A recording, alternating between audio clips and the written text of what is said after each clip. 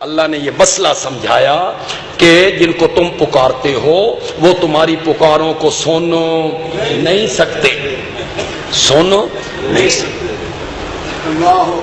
یہ بھی بڑا عجیب مسئلہ، مردے سنتے، اردو مردے چنگے مردے نے بھائی، پھر کہتے ہیں سنتے نہیں تو سلام کیوں دیتے ہو؟ بڑی دلیل ہے جی، سلام اتھے ہی دے دا جتھے کوئی سنے، یہ کوئی قانون ہے کہ سلام وہاں دو جہاں آپ سنیں؟ یہ ابھی آپ نماز پڑھیں گے، سنتے پڑھیں گے، آپ ادھر منہ کر کے کہیں گے السلام علیکم، علیکم کا کیا میں نے تم پر نال والے سنے کیوں دیا؟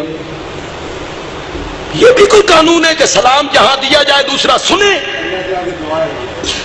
پھر نماز میں سلام نہیں دیتے ہو؟ سلام دعا ہے، اور جس کو دعا دی جائے یہ ضروری نہیں کہ وہ دعا کو سنے بھی۔ چلو ایک منٹ کے لیے میں نے مان لیا انہوں نے سن لیا، سلام دیا، سن لیا، جواب بھی دینے کہ کوئی نہیں؟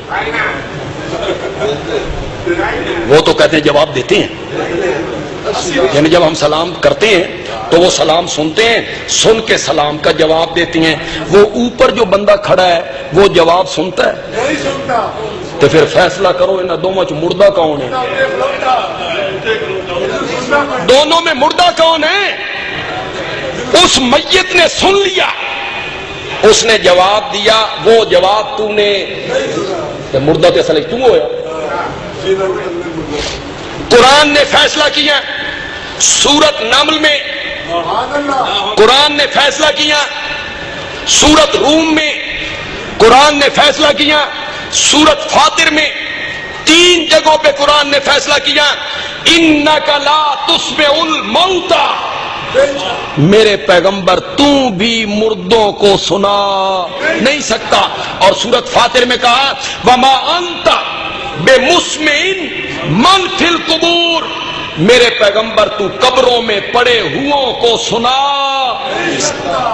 یہ قرآن کا فیصلہ ہے، اس کے مقابلے میں کوئی قصہ، کوئی کہانی، کوئی روایت قبول نہیں ہوگی۔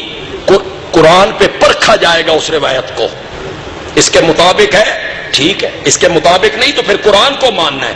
قرآن نے یہ فیصلہ کیا انک لا تسمع الموتى۔ اچھا یہ بتاؤ سوئے ہوئے بندہ سنتا ہے؟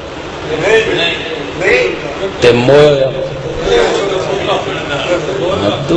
سویا سندا نہیں، سانس آ رہا ہے جا رہا ہے وہ سندا نہیں، تے جلے پھوک بالکل نکل گئی پھر سنتے بھی ہیں، جواب بھی دیتے ہیں، پہچانتے ہیں، گھر کا حال بھی پوچھتے ہیں، باقی ساری خیریت سی، گھر ٹھیک ٹھاک سن، گھر والے سارے؟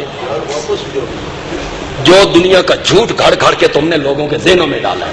قرآن کی طرف آؤ نا، قرآن کی طرف آؤ نا، قرآن تمہیں بتائے، حدیث کی طرف آؤ، حدیث تمہیں بتائے۔ میں نے کہا نا کہ وقت کی قلت پاؤں کی زنجیر بن جاتی،